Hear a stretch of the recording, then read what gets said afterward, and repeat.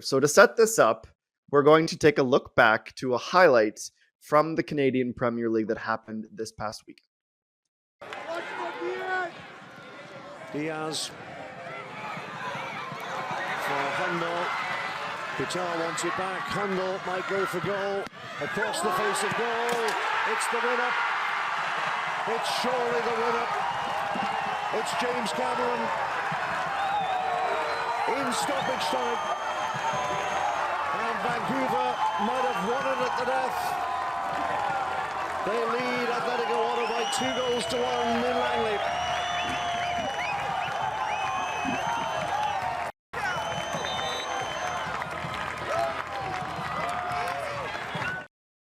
This is 3v3. A couple of things to highlight from that clip. First of all, the untouchable Nigel Reid on the call. We also have a crowd pop that rivals just about anything else that has happened in the CPL this year. And Afshfin Gopi doing the double knee slide into the doggy pile.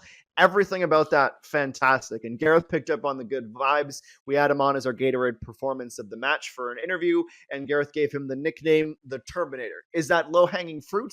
I will leave that for you to decide as James Cameron scores the winner. But in honor of that, we have decided to go through and challenge the crew, that includes myself in this game, for a pleasant change. The top three James Cameron films. And Gareth, since you gave him the nickname, we'll let you go first with your top three. Thank you. It had to be the Terminator. He's built like a Terminator. It was a Hollywood ending coming from James Cameron. My top three James Cameron films.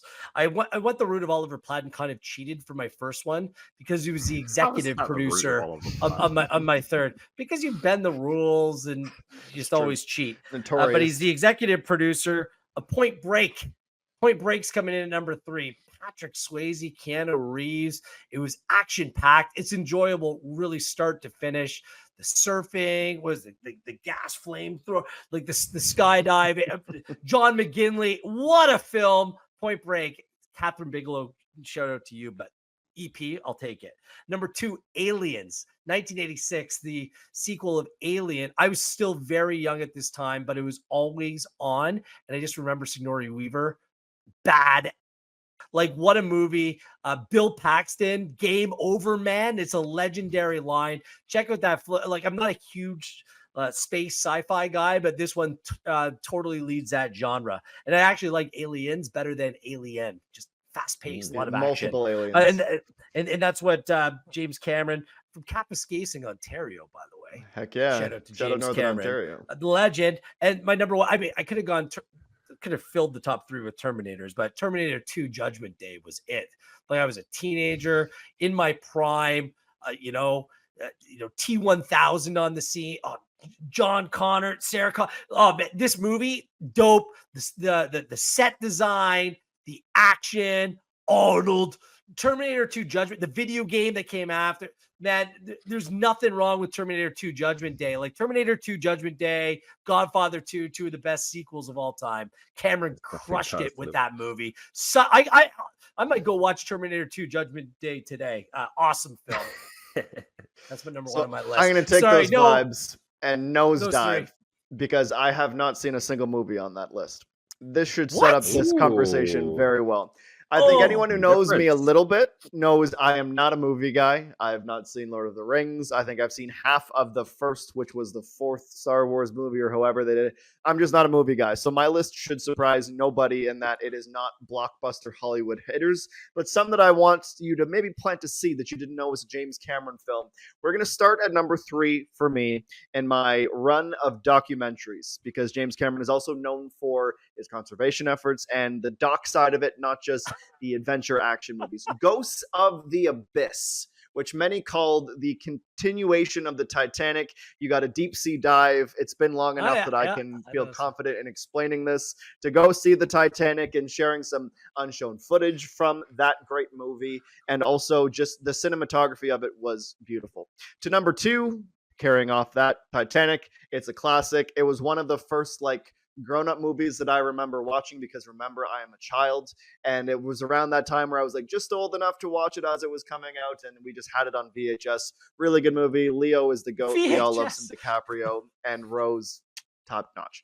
And come on, you got to give a shout out to Billy Zane. Billy Zane's tour de force. That was a highlight of my movie. That movie for me, Billy Zane. Coming in at number 1. That will surprise all. Ghost number 3, Ghost of the Abyss. The Secrets of Wales, number 1. And that is Wales with an H, not Wales with an A, which I'm also super passionate about. I'm kind of cheating because it's a mini series, but I think Titanic was 7 hours long. So I'm going to allow this. I'm going to take the vote myself. It is a Nat Geo film. It's on Disney+. Speaking of Sigourney Weaver, Gareth, she narrates this film, and it follows 4 or 5 different types of whales for 3 years. The cinematography following the whales, comparing how they actually have a lot of like similarities to humans and how they interact. And just for someone who likes docs, for someone who likes beautiful cinematography, it is an incredible film. For nature lovers out there, The Secret of Wales by James Cameron, my favorite of all time. Interesting list. I don't mind that list, to be honest. I like a good nature documentary. Oh, of course. I'll check a couple of those out. This is an interesting topic for me. Not a James Cameron specialist, it must be said. So my number 3 on my list is not applicable because I have not seen 3 James Cameron movies. Number 2 on my list is also not applicable because I have not seen 2 James Cameron movies. Insulting. And number 1 is Titanic, which I didn't really think a ton of, but by default, as it is the only James Cameron movie I've seen, it gets the prestigious top spot on my list of top 3 James Cameron movies. The Terminator.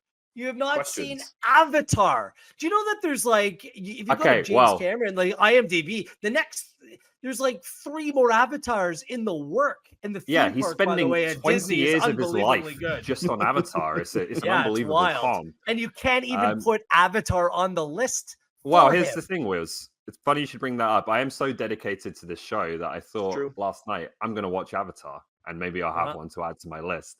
I got about 30 minutes in and turned it off. I found it incredibly. It's not my cup of tea at all. So it was impressive when it remains came out, though, just the visuals. Sure, it's probably a question of maybe dating it a bit as well. But Titanic remains top spot. Dude, also go back, watch The Abyss. That would have been number 4 on my list. Not a great ending, but these are classic 80s classics, guys. Go back and watch movies when they're actually like films. Watch my list. So fired up that he just blew out his Yeti mic, and we're gonna have to pay to send him a documentary about whales is better than than Terminator 2 if that's Judgment not the most Jenkins choice. It's got a 92% on Rotten Tomatoes. Okay, let's save the debates. We have some top picks to get to. Our Tony Bet segment's coming up next.